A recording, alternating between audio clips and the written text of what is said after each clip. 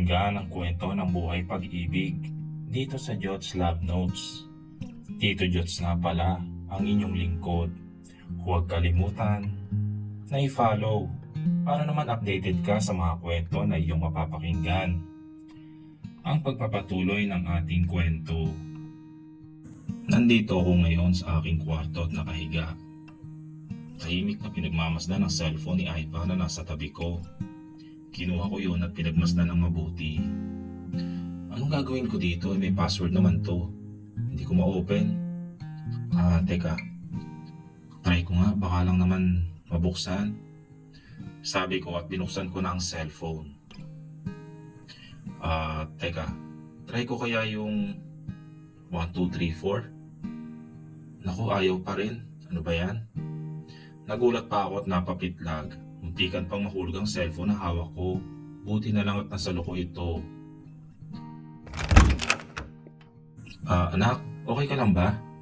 Baka kung anong nangyari sa'yo dyan ha. Nagsasalita ka na mag-isa. Pasigaw na saad ni Mama na nasa labas. Parang bomba si Mama talaga. Nagulat tuloy ako. Alam niya naman na magugulatin ako. Opo Ma, okay lang po ako. Huwag kayong mag-alala. Matulog na po kayo. Ikaw ang matulog anak at huwag kang magpuyat ha.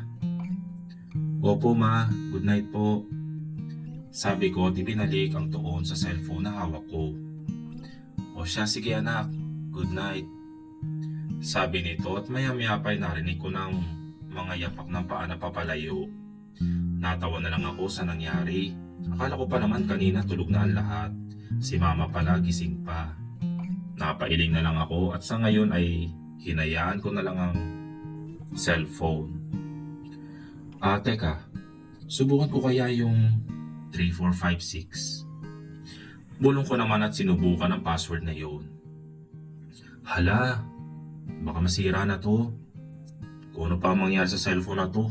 Naku, wala pa naman akong pambayad. Sigaw ko nang hindi ko na mapindot dahil sa dami na ng password na naipasok ko. Kaagad ako napatakip sa aking bibig na maalala na gabing-gabi na pala at baka punta na naman ako ni Mama sa kwarto ko.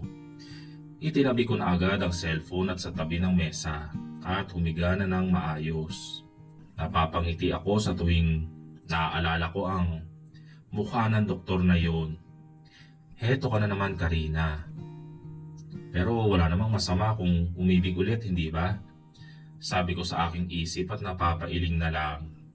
I'm sure kung may makakakita sa akin, mapapagkamalan akong baliw. Pero hindi maiwasan na kabahan sa cellphone ni Ivan. Pero bahala na siya. Kailangan ko nang magpahinga. Napakunot ang aking noo nang may maramdaman sa aking tenga. Napabalikwas ako at napasigaw nang may mapansin na nagsasalita sa aking tenga. Pero hindi ko malaman kung anong sinasabi. Hoy, Karina, si Toby lang yan. Yung pamangkin mo. Kanina kapag ginigising yan pero ayaw mo namang gumising. Sabi ni Mama na nasa likod ko at hawak-hawak si Toby. Si Toby ang pangalawang anak ng ate ko na sumunod kay Trixie. 1-year-old pa lang si Toby. Ayaw na nila ni Kuya Arman at ate na madagdagan pa kasi daw ang mamahal na mga bilihin ngayon. Si Ate Katrina at Kuya Cyrus may binabalak na ipa-blind date ako sa mga kakilala ng mga ito. Kasi ika nga nila na ang tanda ko na raw pala at wala pa rin akong jowa. Pero wala naman akong pakialam doon. O Toby, nandito ka pala. Ang cute-cute naman ng baby na to. Sabi ko at binuhat si baby Toby. Tuwan-tuwa naman si Toby at napaka-chubby talaga nito. Nilingon ko si Mama na nasa tabi ko rin at matamang pinagmamasdan lang kami. Tiningnan ako nito na parang may masama na nangyari at nalaman ito sa akin. Ano bang problema Ma? Tanong ko dito. Anak, nakita kita kahapon na nagsusuka at nakita kitang bumili ng mangga at santol kasama mo si Hector. Dito na ako nagulat at parang nanghina. Parang mabibitawan ko nga si Baby Toby sa gulat ko at sa panginginig. Ito na ang pinag-aalala ko kasi alam kong napakahigpit ni Mama pagdating sa akin at malaman na nabuntis ako ng walang ama. Walang ama sa tabi ko. Ano po? Wala po yun, ma. Ano kasi eh? Huwag ka nang magkaila. Nakita ko kayo. Sabi nito at matalim akong tiningnan. Ma, ganito po kasi yan. Huwag sana kayo magagalit sa akin ha. Teka, bakit naman ako magagalit? Gusto ko lang sabihin na dapat sana nung bumili ka, binilhan mo na rin ako. Alam mo naman anak na, paborito ko yun, hindi ba? Ayan tuloy. Nasuka ka sa sobrang dami ng kinain mo siguro. Sabi nito at kinuha sa akin si Baby Toby. Oo nga po ma. Natulala na saad ko. Akala ko katapusan ko na at alam na ni mamang sikreto na at mananagot na talaga ako. O sige na, tumayo ka na dyan. Mag-ayos ka na at kumain ha. May naghihintay sa'yo doon sa labas. Sino po yun ma? Aba malay ko, pero ang pogi anak. At ayun, kausap ng ate at kuya, pati na rin si Trixie sa labas. Saad nito at lumabas na ng kwarto ko. Natulala naman ako at napahiga na lang ulit sa kama. Hindi pa rin ako nakakabawi sa kaba ko kanina. Napatagilid ako sa paghiga at nakita ang cellphone sa mesa. Kinuha ko ito at inopen at napagtanto na kay Ivan pa rin ito. Dito ako nabigla at kaagad na napaupo. So ibig sabihin na totoo at nangyari ang lahat. Hindi pa naginip lang.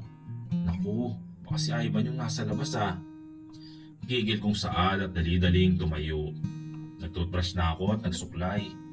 Pagkatapos kong maligo ay nagbihis na rin ako. Di na ako nag-makeup kasi ayaw ko lang din. Sanay naman na ako at nasa bahay lang din naman ako. Ivan's point of view.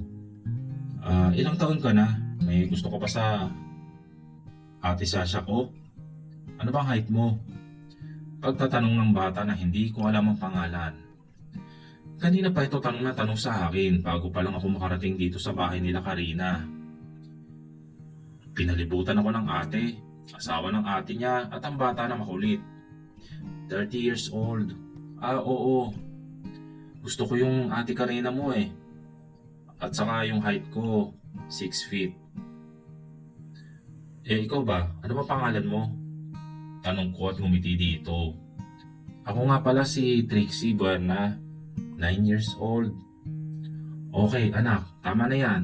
Nai-stress na si Saad ang ate ni Karina at tumingin sa akin. By the way, ako nga pala si Ivan. Talaga? Ikaw ba yung binasagan na iko ng silangan? At ikaw yung naging crush ni Karina na sinabi niya sa akin noon kasi pareho kayo ng Napahinto sa pagsasalita ang ate ni Karina ng, Hoy ate, tama na. Andito na ako. Tama na yung pag-i-interview nyo kay Doc Ivan. Sabay-sabay kaming napalingon sa pinanggalingan ng magsalita at nakita ko si Karina na nakapambahay lang at isang manipis na damit at short na black. Parang mag-i-slow motion ang lahat habang palapit ito sa amin. Ang ganda nito, bagong ligo at ang bango pa. Napailing-iling ako sa akin na iisip. Itutuloy ang susunod na kabanata ng ating kwento.